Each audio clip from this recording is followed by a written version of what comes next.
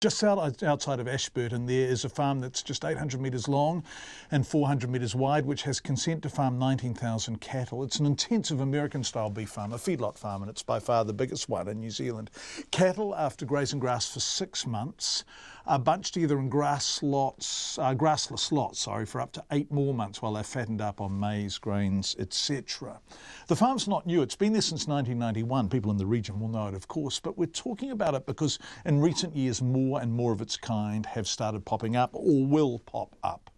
And there are various animal welfare and environmental concerns about feedlot farming, along with your concerns.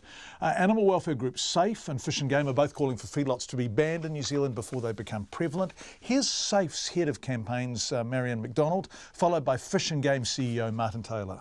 There's no grass. It's called a zero grazing system. And those animals are forced onto a grain diet for the months before they're slaughtered for beef. And that can cause a lot of welfare issues as well. The grain can cause bloating and diarrhoea in those animals. One of the indictments on New Zealand is that we identify an issue, which is erosion and settlement, and then we just turn a blind eye to what's causing it. And one of the things that are causing it is feedlots.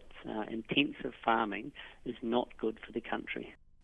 Fish and Game and SAFE talking to our reporter Zach Fleming. Well, what does Beef and Lamb New Zealand make of it? If you go to their website, they proudly talk about New Zealand beef and lamb being grass-fed. So Zach called Beef and Lamb New Zealand CEO Sam McIver and talked to him about the concerns around intensive beef farming.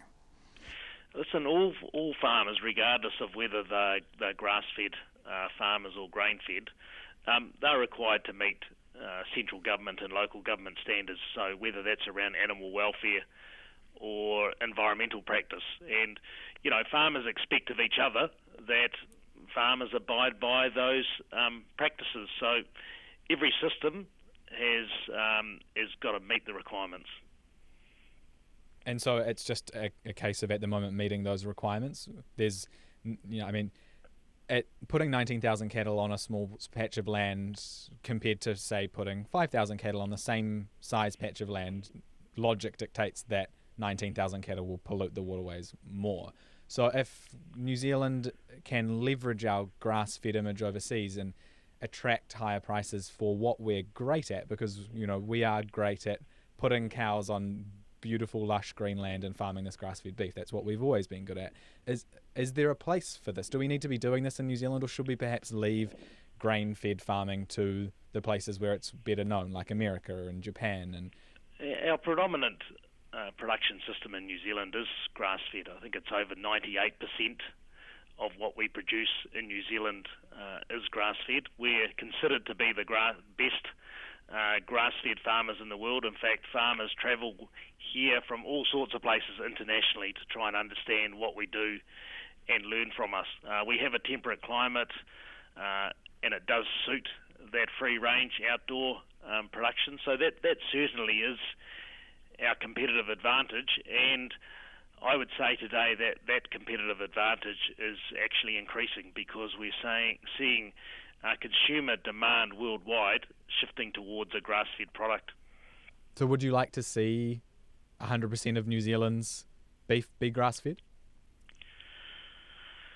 Well, at the moment we're 98%. We have some niche players who've identified, and ANZCO is a good example of a niche player who's identified a particular customer who's got specific requirements and willing to pay a premium for that.